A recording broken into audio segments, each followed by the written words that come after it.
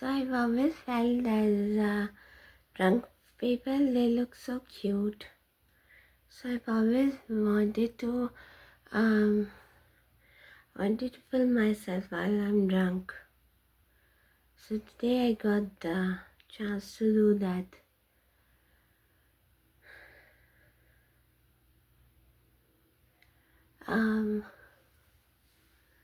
So I will read some of the paragraphs, some of the thoughts that are on my mind. Okay.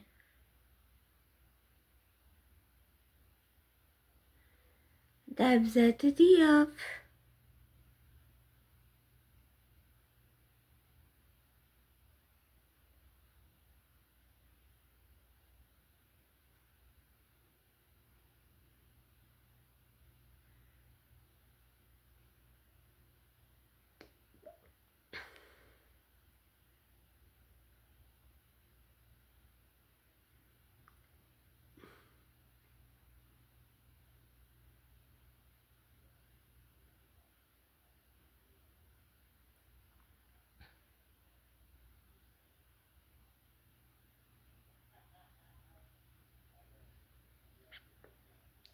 so I think young people look so cute.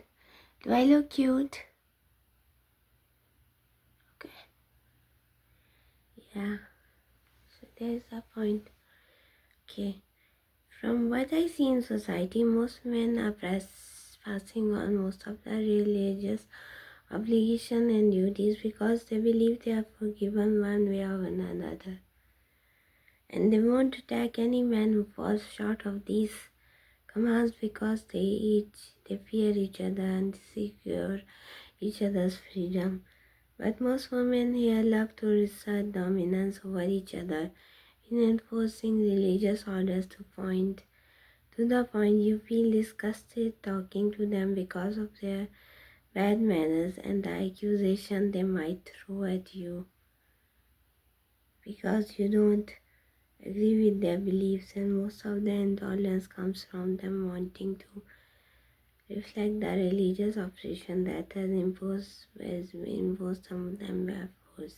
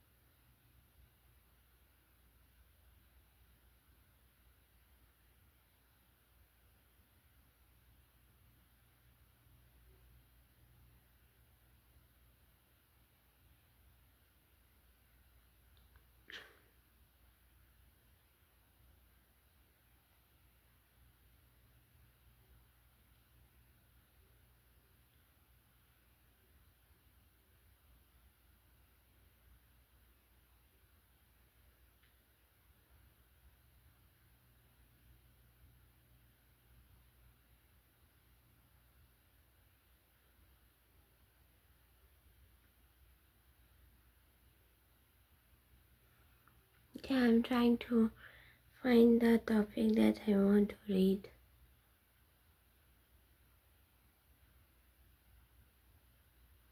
Where is it? Where is it? Where did it go?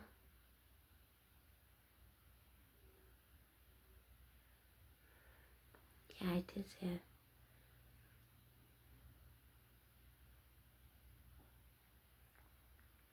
Kill one soup to save many Tamiloma shouldn't be assumed so simply. What I mean is that majority of time many people are very willing to kill a random stranger if it means something saving like the entire world. But I object heavily. I suggest that it is ethically and morally wrong to kill one single person for the lives of many if that person does not want to be killed. That person, the reason being self-explanatory. The person does not want to die, don't do they care if the others die. Call it selfish of them, call it wicked. But if you answer this is the person in question, the direct cause for people about to die. The question is almost always no. This person has nothing to do with the fact that so many are about to die. They are innocent, they did nothing but breathe the entire time. Then they should be obligated to give their life for something they had to say is entirely they had no say in is entirely unfair and unjust. The idea that they should be obligated to give their life for something they had no say in is entirely unfair and unjust. The idea that the sheer quantity of people overrides everything else is unjustified if you ask him. Explanation for life for the sake of the future so that the humanity may continue living is not entirely relevant either because it does nothing more the than explain the problem all over. The question after all is, did the person cause the trouble or the problem? Not that at all. In fact,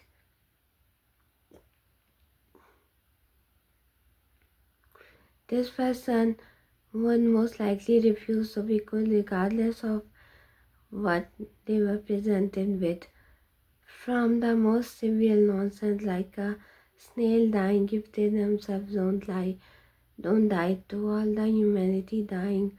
Simply scaling up the stakes should not change anyone's mind so easily. And that it does is something I demand requires every explanation. To understand further what I mean, it is what I suggest people should consider. Who caused these stakes? Obviously, it is not the person being held up as an offer.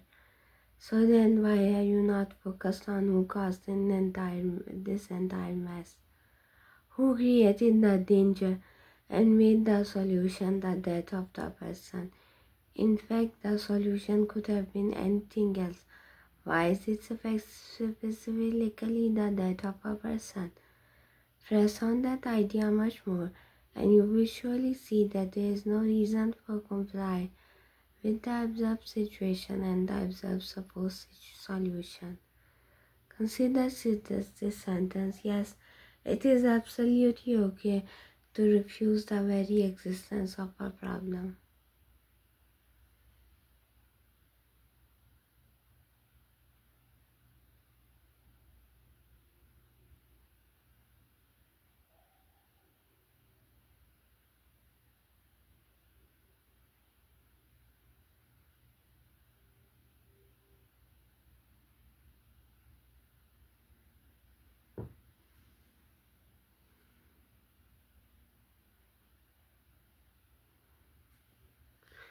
Mm.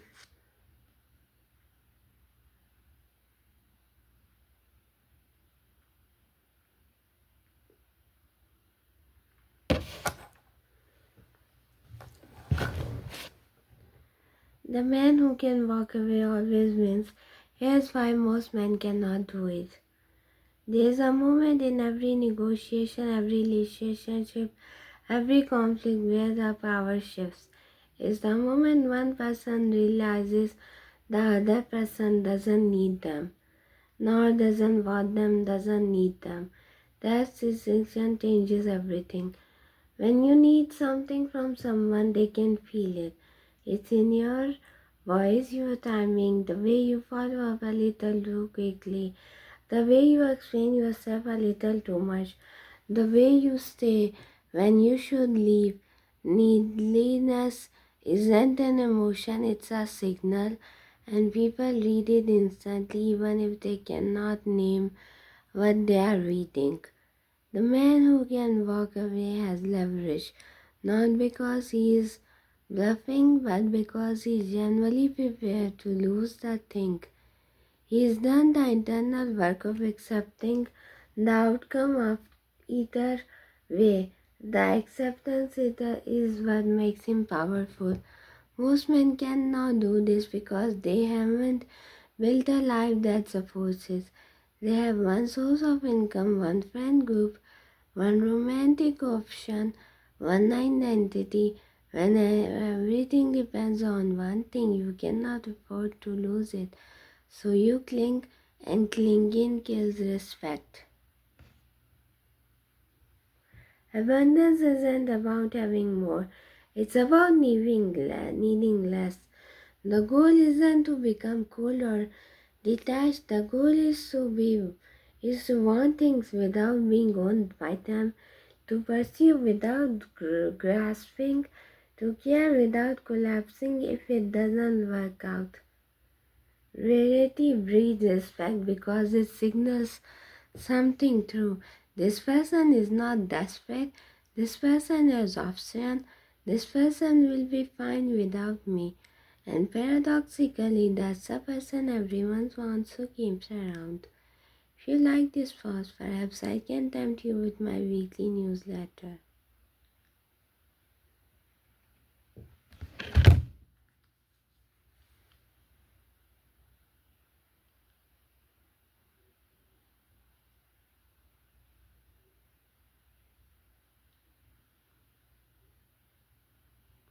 I think I should go to sleep. Yeah.